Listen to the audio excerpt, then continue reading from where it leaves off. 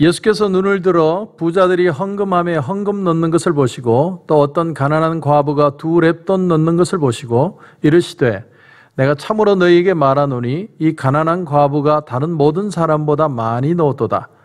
저들은 그 풍족한 중에서 헌금을 넣었거니와 이 과부는 그 가난한 중에서 자기가 가지고 있는 생활비 전부를 넣었느니라 하시니라. 아멘. 주님은 오늘 두 번째 날 화요일 날 아침 일찍 성전을 제자들과 찾으셨습니다. 그리고 많은 사람들에게 말씀을 가르치십니다. 지금 제사장과 바리새인들은 예수님을 죽이려고 합니다. 호시탐탐 그 기회를 노리고 있는데 누가복음 19장 48절에 보면 그 이유가 나오고 있습니다. 백성이 다 그에게 귀를 기울여 들으므로 어찌할 방도를 찾지 못하였더라. 백성들이 예수님의 말씀을 듣는데 무언가가 달랐고 무언가 특이하고 권위 있는 말씀이고 바리새인이나 제사장들이 말하는 서기관들이 말하는 내용과는 무언가 다른 놀라운 내용이었다라는 것이죠. 그래서 예수님을 죽일 기회를 잡지 못했다. 그런 숨막히는 상황. 한 부류는 예수님을 지금 죽이려고 기회를 노리고 있고 또 한쪽에서는 예수님은 마지막까지 하나님 나라의 복음을 하나라도 더 사람들에게 가르치려고 하고 예수님의 모습을 보면 예수님이 고난받고 죽으러 온 모습이 아니라 하나라도 더 주고 남기고 홀홀히 이 세상을 홀가분하게 떠나려는 나그네와 같은 모습으로 주님이 서 있는 것 같은 그런 느낌을 받습니다. 자, 오늘 본문을 보면 예수님은 이방인의 뜰, 이 성전을 중심으로 뜰이 이방인의 뜰, 유대인의 뜰, 여인의 뜰, 뜰이 많습니다. 그곳에서 사람들이 제사를 드린다고 했죠. 그런데 오늘 주님은 이방인의 뜰에서 헌금하는 사람들을 의도적으로 지켜보고 있었습니다. 그런데 그냥 지켜보기만 한 게 아니라 그들이 얼마를 하는지도 지켜봤다는 것이죠. 이게 독특한 겁니다.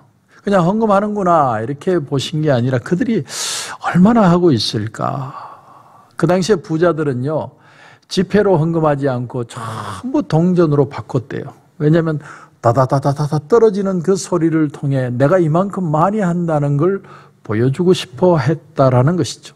그러다가 2절에 보니까 또 어떤 가난한 과부가 2렙돈 넣는 것을 보시고, 원문에 보면 에이덴, 그냥 영어의 see, 그냥 지켜보시는 뉘앙스입니다. 그냥 우연히 보다가 과부가 2렙돈을 헌금하는 것을 발견하게 된 것이죠. 다시 말하면 예수님이 그 여인이 헌금하는 것을 의도하심을 가지고 와서 봐야겠다 하는 마음으로 오신 게 아니라 그냥 헌금하는 사람들의 모습을 보다가 2렙돈을 바치는 과부의 모습을 보시게 되었다는 겁니다.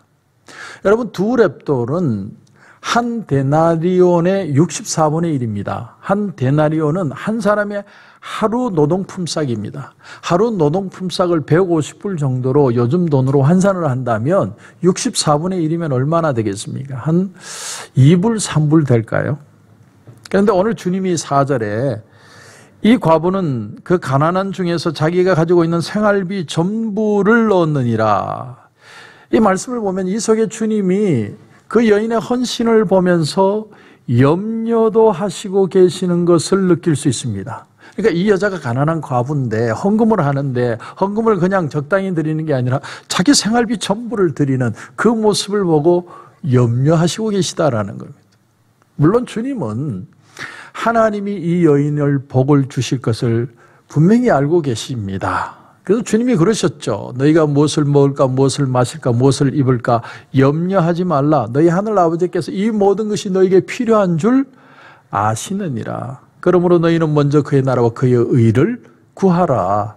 주님께서 하나님이 채우실 줄을 알고 계시는 거죠. 그래서 하나님 앞에 헌신을 귀하게 여기십니다. 그러나 그러면서도 관심을 갖고 염려하고 계시는 겁니다. 주님은 이 가난한 과부의 아픔을 보시고 계시는 것이죠. 만약에 주님이 의도적으로 이 헌금통에 얼마를 과부가 하느냐를 보러 왔다면 주님은 이런 마음이 없으셨겠죠. 그냥 우연히 오셔서 아침 일찍 헌금함에 넣는 사람들의 행동을 보시면서 과부의 행동을 발견하신 겁니다. 그런데 제가 여기서 주목하고 싶은 건 예수님이 그 사실을 아시면서도 중단시키지 않으셨다는 겁니다. 지금 이 과부가 2렙돈을 바치는 건 마지막 생활비라는 걸 주님이 아셨어요. 그럼에도 헌금함에 그 헌금을 넣는 순간에 예수님이 그걸 스탑시키지 않고 지켜보고 계셨다. 왜 그러셨을까? 왜 그런 행동을 하셨을까? 주님이 네 마음으로 네 행동으로 족하다. 아이고 아주머니 가지고 가서 집에 생활비로 좀 더 보태 쓰세요. 이렇게 하실 수도 있는데 왜 그렇게 하지 않으셨을까? 첫 번째 이유는 우리가 생각해 보면 이것은 하나님께 드리는 것이기 때문이었다라는 겁니다. 여러분 사람의 기준으로 보면 늘 아쉬움이고 부족함이 있습니다. 그러나 하나님께 하는 것이기 때문에 믿음의 행위이기 때문에 주님이 그것을 막지 않으셨다라는 거예요. 여러분 우리가 믿음으로 하나님 앞에 하는 행동이나 헌금이나 모든 것은요 사람이 거기에 대해서 왈가왈부할 수 있는 게 아니에요. 다 자기의 믿음의 분량대로 행동하는 겁니다. 그래서 저 사람은 이렇게 하고 이 사람은 이렇게 하고 우리가 그 사람들을 판단할 수 없다는 거죠. 자기의 믿음만큼 하나님 앞에 하는 것입니다. 다윗이 하나님의 언약궤가 예루살렘으로 들어올 때 그가 너무 기뻐서 그 앞에서 춤을 춥니다. 얼마나 춤을 와일드하게 췄는지 하체가 드러났다고 그랬어요. 그런데 사울의 딸이었던 미갈이 창문가에서 그것을 보다가 그 모습을 지켜보고 나중에 다윗에게 이런 말을 하죠. 계집종들 보는 앞에서 임금이 채통을 잃어버렸습니다. 이렇게 얘기를 하니까 다윗이 뭐라고 그러냐면 그것은 내가 하나님 앞에 한 것이다. 하나님 앞에 내가 기뻐서 한 일이라서 내가 낮아져서 스스로 찬양이 될지라도 계집종에게는 내가 높임을 받으리라. 이렇게 표현을 합니다. 여러분 하나님 앞에서 한 것이기 때문에 사람이 그것을 판단할 수 없다는 것이죠. 따라서 우리는 서로의 믿음으로 하는 일에 대해서 판단하는 걸 삼가해야 됩니다. 그 사람의 믿음의 수준, 그 사람이 하나님을 사랑하는 표현, 그것에 대해서 이렇다 저렇다 말하면 안 돼요. 믿음으로 받아들이는 겁니다. 둘째로 또 하나는 예수님은 이 여성이 복받기를 원하셨다라는 겁니다. 예수님이 이 여자가 정말 복받기를 원했어요. 그래서 이 여성이 복을 받아야겠는데 복을 받으려면 믿음의 그릇이 커져야 한다는 겁니다. 그의 그 믿음을 보시고 믿음의 분량이 되도록 주님은 그냥 지켜보셨다는 거예요. 여러분 우리도 마찬가지입니다. 믿음의 그릇이 커져야 하나님의 축복을 더 크게 경험하게 되는 겁니다.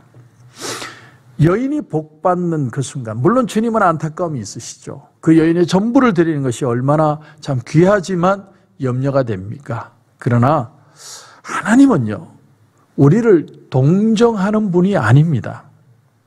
저는 하나님이 우리를 위로하시지 않고 같이 걷지 않으시고 염려하지 않으신다는 말이 아닙니다. 우리가 하나님 앞에 일어나야 할 몫은 우리가 감당해야 된다는 거예요.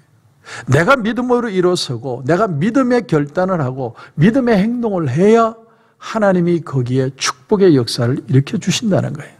이 세상 생각으로 한다면 아이고 아주머니 그러지 마세요. 내가 집안 형편 잘 아는데 그러실 필요 없어요. 마음만 받을게요. 그럴 수 있지만 하나님께 하는 것이고 믿음의 일이기 때문에 믿음의 기적을 경험하도록 주님께서 그것을 계속하도록 만드신 것이죠. 여러분 잘 들어보십시오. 가난한 사람이라도 베풀 것이 있어야 돼요. 성경에 주는 것이 받는 것보다 낫다라는 말은 부자만 하는 말이 아니라 가난한 사람도 마찬가지입니다. 때로는 우리가 세상을 살면서 참 야속한 사람들이 있어요. 받아먹기만 좋아하는 사람들이 있어요. 그럴 때 속이 상해요. 하지만 그래도 베풀라는 거예요. 누가복음 6장 38절에 보면 주라 그리하면 너희에게 줄 것이니 곧 후이되어 누르고 흔들어 넘치도록 하여 너희에게 안겨주리라. 먼저 뭐라고 그럽니까? 주라. 저 인간을 줄까 말까 고민하지 말고 그냥 주라는 거예요. 성경은 주라. 하나님은 그 사람이 받을 몫이 되느냐 안 되느냐를 보는 게 아니라 지금 주는 사람의 그 행동과 믿음을 보고 계실 뿐이라는 겁니다. 그걸 보고 하나님이 축복하시는 거지, 당사자가 받을 능력이 있느냐 없느냐, 자격이 되느냐 안 되느냐를 하나님 보시는 게 아니라는 겁니다. 그렇다면 우리가 평소에 내가 감사라든지 기쁨이라든지 사랑이라든지 그 개념을 좀 다르게 이제는 이해할 필요가 있습니다. 우리는 항상 내 편에서 감사해야 되고 내 편에서 기뻐해야 되고 내 편에서 사랑해야 된다고 생각합니다. 하나님이 이렇게 해주시면, 저 사람이 이렇게 행동하면 내가 사랑해 주리라, 기뻐하리라, 감사하리라. 그러나 여러분, 하나님은 뭐라고 얘기하십니까? 내가 먼저 주는 것, 내가 먼저 행하는 것, 믿음으로 하는 것을 더 귀하게 여기신다는 겁니다. 여러분, 양으로 따진다면 부자가 더 많이 헌금해야 되겠죠. 하지만 부자도 많이 헌금을 했지만 진짜 믿음의 행동은 이 가난한 과부였다고 주님은 표현합니다. 그 여인의 마음을 보시고 마음의 행동을 보셨다는 거예요. 제가 목회를 하면서 발견한 한 가지 놀라운 사실이 뭐냐면, 사람이 부자라고 더 많이 헌금하고 재능이 많다고 더 많이 주의 일을 봉사하는 게 아니더라는 거예요.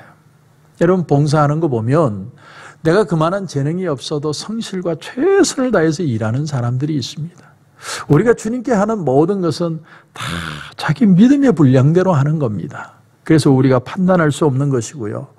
또 하나님 앞에 하는 마음으로 하지 않으면 그것이 하나님 앞에 귀한 가치를 느낄 수가 없다라는 것입니다. 내가 재능이 있고 능력이 아무리 많아도 그래도 주의 일을 그만큼 감당하는 사람이 있고 못하는 사람이 있다라는 겁니다.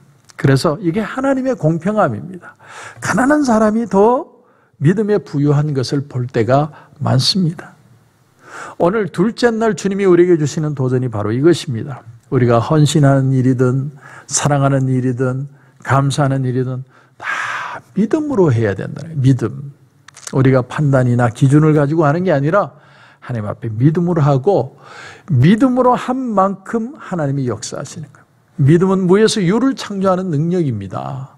없는 것을 있는 것처럼 할 수 있는 게 믿음이죠. 그 믿음의 결과를 하나님이 기뻐 받으시는 겁니다. 오늘 하루도 이 가난한 과부의 믿음처럼 믿음으로 헌신하여서 축복받는 하루가 되시길 주님의 이름으로 축원합니다. 기도드리겠습니다. 하나님 은혜를 감사합니다.